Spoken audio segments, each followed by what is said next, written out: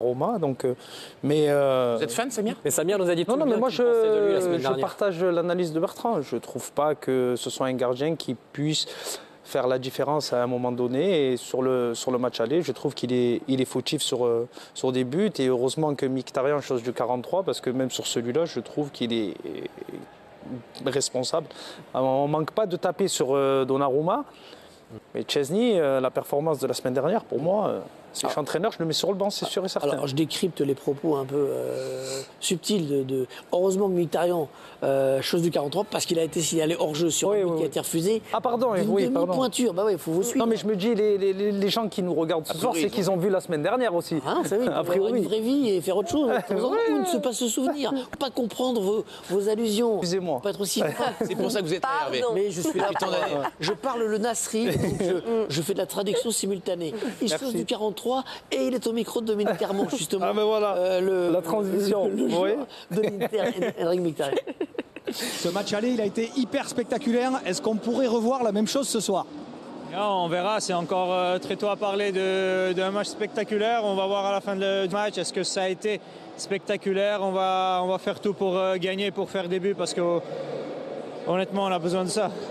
Il y a beaucoup de joueurs de temps en face, mais il y a un qui a éclabousé le match aller de sa classe. Votre entraîneur a dit qu'il ne faudra jamais le laisser tout seul, beaucoup de prises à deux. Ça va demander une attention particulière pour vous? Oui, il faut faire attention, pas seulement à lui, mais pour toute l'équipe, parce que c'est une équipe des grands talents, des grands joueurs. Donc on va essayer d'être prêt et compétitif contre les jeunes, et on verra. C'est excitant de jouer un match pareil? Oui, bien sûr, c'est toujours excitant. Ça peut t'arriver quelques fois dans ta vie ou peut-être jamais. Et on est très heureux d'avoir la deuxième fois en 3 ans un match comme ça. Et on va essayer de faire tout pour gagner ce soir. Merci beaucoup, Henrik. Bon match. Henrik Mkhitaryan, effectivement, l'Inter était finaliste, on le rappelle, il y a 2 ans seulement. Donc ils sont à 90 minutes d'une éventuelle deuxième finale en 3 ans. Il y a beaucoup de joueurs qui étaient déjà là Il y en a 7, il y a 2 ans. 7 exactement. 7 joueurs qui sont toujours là, qui ont joué la demi-finale. Il y a beaucoup de... Expliquez-nous, vous qui avez joué à l'Inter, pourquoi les joueurs restent aussi longtemps à l'Inter? Il y a très peu de rotation. On est très bien payé, on est bien nourri. La ville est agréable. On gagne des belles victoires où ils vous gardent, ils passent, qui font 6 mois et qui partent. Même il y a des clubs qui gagnent et qui changent plus souvent. Pas institution à Madrid, il y a beaucoup de joueurs qui sont là. Ça bouge pas beaucoup, c'est vrai. Ça bouge pas à Madrid, ça bouge pas À la Juve, il y a une grande pérennité quand ils avaient des bons résultats aussi. à un moment, c'est quoi? C'est la stabilité en fait. Si un club est De stable, l'entraîneur aussi. l'entraîneur est là, ils City savent que... aussi d'ailleurs. Il y a City, c'est pareil, on parlait des joueurs à City, c'était Lutal. Là, c'est pareil. Quand on est dans un club, on est bien payé, on gagne des titres. C'est Pourquoi changer? Pourquoi changer, ouais. Il y a des joueurs qui sont là depuis plus de 10 ans. Lautaro Martinez, de mémoire, je me souviens plus, je crois que c'est 13 ans. Après, je trouve que les attaquants argentins avec ce profil, à l'Inter, c'est le club idéal pour eux. Il y a eu Mauro Icardi juste avant, il y a eu exactement Crespo, Julio Ricardo Cruz. Donc il y a toujours eu cette tradition d'avoir un attaquant argentin. Il y en a qui étaient déjà là. Oui, exactement. Et il y en a qui étaient déjà là aussi lors de la finale de Ligue Europa en 2020. C'est la colonne vertébrale d'ailleurs, Bastoni, Barella, Lautaro Martinez. Salut à tous les passionnés de football.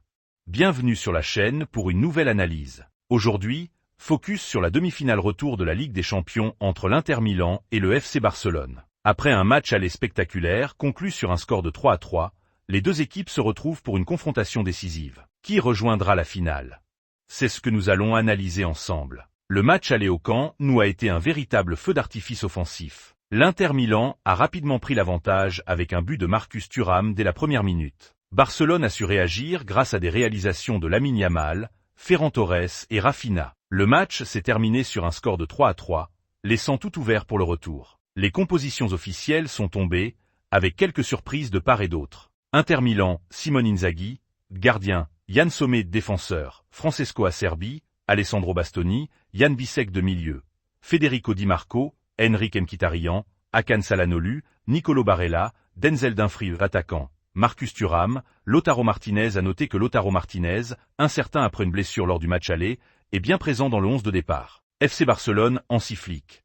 Gardien, Wojciech Szczęsny défenseur, Pau Cubarsí, Inigo Martinez, Eric Garcia, Gavi de milieu, Frenkie de Jong, Dani Olmo, Pedri attaquant, Lamine Yamal, Rafinha, Ferran Torres. Robert Lewandowski débute sur le banc, tandis que Jules Koundé est absent, remplacé par Eric Garcia. L'Inter Milan est invaincu lors de ses 15 derniers matchs à domicile en Ligue des Champions. Le FC Barcelone a remporté seulement 5 de ses 24 déplacements en Italie. Lamine Yamal, à seulement 17 ans, a déjà inscrit 5 buts en Ligue des Champions cette saison. L'Inter Milan devrait opter pour un schéma en 3-5-2, misant sur la solidité défensive et les contre-attaques rapides. Les pistons Di Marco et Dumfries auront un rôle crucial pour étirer le jeu et apporter le surnombre. Le FC Barcelone, de son côté, pourrait évoluer en 4-3-3, avec une volonté de contrôler le ballon au milieu de terrain grâce à De Jong, Olmo et Pedri. L'absence de Koundé pourrait toutefois fragiliser le flanc droit de la défense. Marcus Thuram, Inter Milan.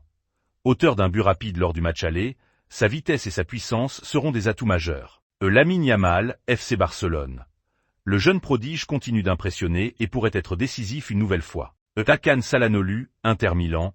Maître à jouer de l'Inter, sa capacité à dicter le tempo sera essentielle. Au vu des performances récentes et des compositions d'équipe, cette rencontre s'annonce très équilibrée. L'Inter Milan, fort de son invincibilité à domicile, pourrait avoir un léger avantage. Cependant, le FC Barcelone possède des atouts offensifs capables de faire la différence. Un match nul avec des buts des deux côtés semble plausible, mais une victoire de l'Inter en prolongation n'est pas à exclure. Pour cette analyse détaillée de la demi-finale retour entre l'Inter Milan et le FC Barcelone. Un match qui promet d'être passionnant et riche en émotions. N'hésitez pas à partager vos pronostics en commentaire et à vous abonner pour ne rien manquer des prochaines analyses. À très bientôt sur la chaîne.